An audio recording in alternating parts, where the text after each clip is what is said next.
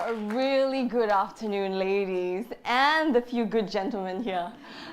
Today we have heard some very enlightening conversations so far. And personally, I'm very heartened at the increase in the quality and the quantity of conversations around women's empowerment. And that has helped us to attain progress. However, there's still a lot that needs to be done. And that's why today I'm here to talk about changing the conversation. But specifically, changing the conversation within. Because we're going to explore how just by changing the conversations we have with ourselves, we can change our reality. And I thought I'd just kick off with a very interesting conversation I had with the managing partner of an international audit firm. And we were talking about gender equality. And he said, Karen, our firm, we have a global mandate that 30% of our partners are women. And he said, I'm proud that in the Singapore office, we have hit the KPIs. But then he continued, however, the numbers don't tell the full story. I was really intrigued, and I asked him, okay, tell me more. And he said, here's the thing. Do you know that almost all our male partners have a stay-at-home wife, but not a single one of our female partners have a stay-at-home husband? And you know what? Research backs it up, because the Center for Work-Life Policy found that the #1 reason why women leave the fast lane is to spend more time with family. And that's different from the #1 reason for the men. Guess what it is? It's when they make a career switch. So today we are going to be exploring at the conversations within and how the conversations we have with ourselves really changes the choices we have in our lives. No, actually, it changes the choices that we think we have. And just by changing this one bit, we can change the game for ourselves. And let us go on a journey through our lives. And I'm going to take you through 2 scenarios. The 2 scenarios that we have the most internal conversations with. And the first is when we meet obstacles. And the second is when opportunities arise. Now let's start with the first, obstacles. I had a long-time client. And she once shared with me that early on in her career, when she was a newlywed and just 1 year into a job that she loved, she received the news that her husband would be posted to Dubai. This was a dilemma for her because she felt she only had 2 choices. #1, leave the job. Or #2, leave the husband. In Dubai. And so I'm going to ask you, if you were in her position, which choice would you choose? #1 or #2? You don't have to tell me the answer, but just remember that choice. And she was having a discussion with her husband about these 2 choices, and it got pretty heated. And that's when he said, okay, dear, why don't we put everything aside? And if I were to ask you this one question, what is your ideal world scenario? And that's when she thought to herself and she said, in an ideal world, I would be dividing my time between Singapore and Dubai. Because, of course I get time to spend with you, but I also get to grow in the job that I love. And then he said, okay, so why don't you make it happen? And that's when she thought, right, I can actually ask my boss. She said, what's the worst that can happen? And to her credit, she asked the boss. And guess what he said? He said, we've never had such an arrangement before. But I think you can still do the magic in Dubai the way you make it happen in Singapore. Okay, we will take it a shot. And you know what? She and her team made it work. She would spend 6 weeks in Singapore and 6 weeks in Dubai, and she kept Singapore hours because Dubai is 4 hours ahead. And whenever she was in Dubai, she would wake up at 6 a.m. and work until 2 p.m. and her team would know Singapore time, 10 a.m. to 6 p.m. she's there. So why did I share this story with you? Because very often, when push comes to shove, when we hit a bump in the road, what is our natural tendency? We tend to make binary decisions. I mean, binary decisions may or may not be effective, but they are certainly limiting.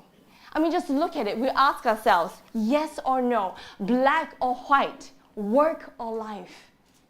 Instead, if we just asked ourselves, what is the ideal world scenario? We would be amazed at the rainbow of options and opportunities that open up for us. And when opportunities come our way, let's look at the second scenario. What are the type of questions, what are the type of conversations that we have? And to do this, I'm going to share with you a story about a lady that I was coaching. So she was a director at an MNC. And at the start of one of our coaching sessions, she put something on the table. She says, my boss, he's asking me to consider this promotion opportunity. And then she spent the next 10 minutes sharing why she's not going to take it up. And the biggest reason was, because my daughter, she's still in primary school, I need to give her a few more years. You know, then I'll take the promotion. And that's when I asked her, so are you aware of the impact this has on your career? And she says, yes. And then I asked her, so if you're not going to take the promotion, who will? Who's going to be promoted? And she gave a name, but then she made a face. And that's when I realized she didn't quite like the picture that she saw. You know what? 3 days later, she took that promotion. But what's really fascinating is that 3 months later, in a subsequent coaching conversation, she shared, you know, Karen, I realized that this leadership journey is not as tough as I expected. But the best part is my husband and my parents and even the mother-in-law stepped up to help me on the home front, to help me to succeed. So now this is what I want to share with you. When opportunities arise, think yes first.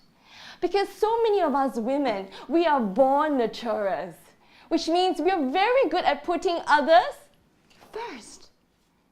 But instead, if we think yes first when we want that opportunity, we will gain the clarity and the conviction to make it happen. So now let's look at these two scenarios. That when we meet obstacles, think, what is the ideal world scenario? And whenever we meet opportunities, what are the 3 words? Think yes first. You know, this conversation is very personal to me because I still remember clearly an incident where I had both scenarios at the same time. And that was the year 2006. I must have been 5 years old then. But at that point of time, I was running my own business, my very first business, a fashion label. And I remembered, you know, going to an appointment with a high-end fashion retailer. And facing me was a stony-faced lady. And without much expression, she looked at my entire fashion range, and then she asked me, okay, how much for the entire range? My instinct told me that she really liked what she saw. But my emotions were all haywire. My heart was beating so fast. And that's because conversations were whirling in my head. I kept feeling that maybe it's not good enough. I mean, there's a reason why. Because look at me, I didn't have any fashion experience. I mean, I come from an average, conservative, middle-class family. Studied accounting, and then went to audit and consulting with KPMG, a global audit firm. And then I spent a year doing not-for-profit in Amsterdam, and now I was back in Singapore with my very first business. But there was even a bigger reason. I was running out of money. You know, I needed to pay my designers, my team, pay the rent, pay the overheads, and keep my business afloat. So I needed that deal. I needed her to say yes. And so with a heart in my mouth, I quoted a figure. And she was poker-faced, and she says, okay, we'll take it. And not quite believing what had happened, we went through the motions, the paperwork, and just as I was about to leave, she says, dear, would you like some feedback?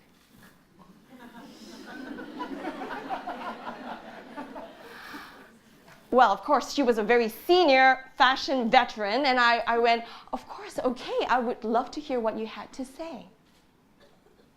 And that's when she said, if you had quoted double of what you just said, we would still have taken it. Never underestimate yourself.